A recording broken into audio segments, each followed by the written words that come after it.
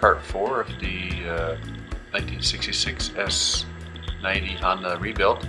So this first part here, I'm putting the headlight bucket on. I want to get the headlight bucket on so I can adjust the fork parts there, and then I can get the wiring, all the wiring connections for this bike. Most of them are inside the headlight there. So.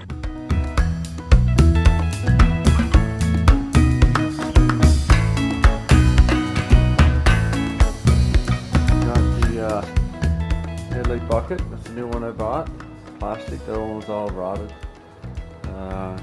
Bolts put back in. Some of these bolts are chrome, I don't know. Some of these bolts I'll paint after. That's one beauty about using this paint. You could easily touch up with a brush and not know it was ever touched. Get the fork clamped here, tightened here. This is where I put the oil when I'm ready. New boots on here. Rings back in place there, the new boots. New tire, rim, or not rim, sorry, a tube and liner. Made the bolts already in place here for the fender once I get it painted. I got new brake shoes on there, and of course you tighten these. There's a spacer here that you tighten, and then this shaft, the axle's free floating here, and then over here you actually clamp the axle and then you pull it together. But one thing I'm not sure on, I gotta check the parts breakdown here, is the tire is a little bit closer to that side than this side, so I don't know, there might be a spacer missing down here, I'm not sure, or that might be the way it is. Anyways, just gonna check it. So I got the seat here. Stripped apart, painted.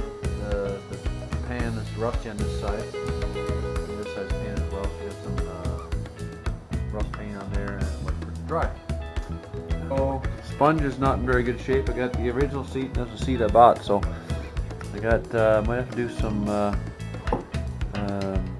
playing around with replacing pieces of sponge here and there. So.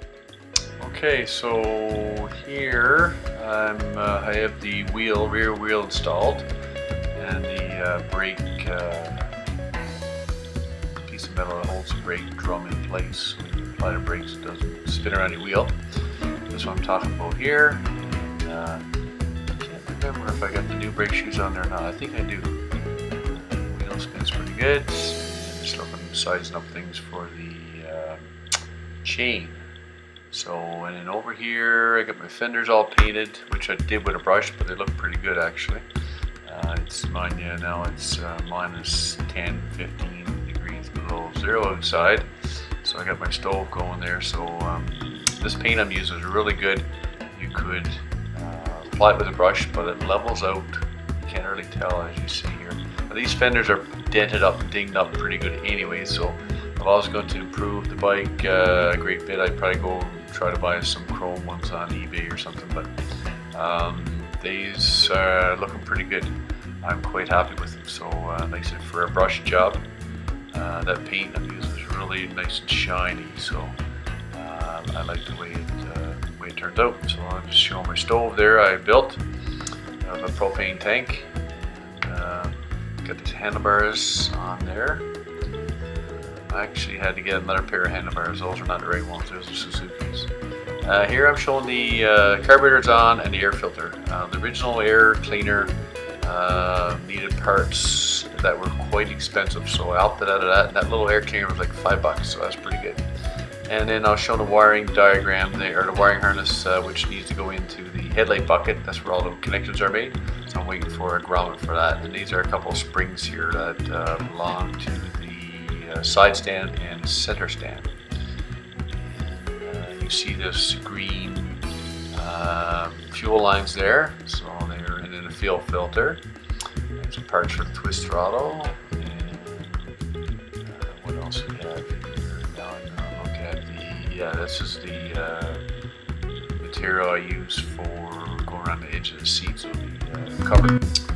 So now I'm just showing my chain, my new chain. Show it up there, so it's all ready to go. So next I'm going to be looking at the seat pan.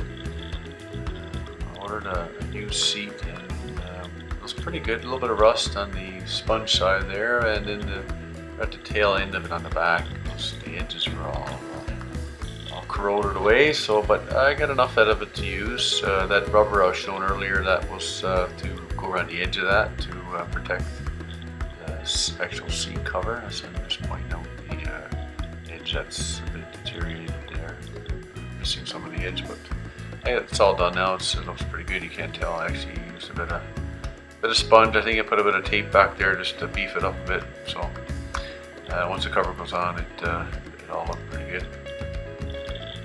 And just showing the cover there. It came from Florida. I think I got that. It's relatively cheap.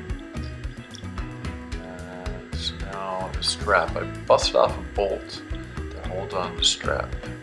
So I was talking about that. I put it in place, and I use a rivet, a 3/16 rivet. So that's why I'm just pointing that out right there. So the actual stud is still there, but it's not long enough to put a nut on. So the actual stud is holding the strength, and then the rivet's holding it in tight. So that'll work just as good.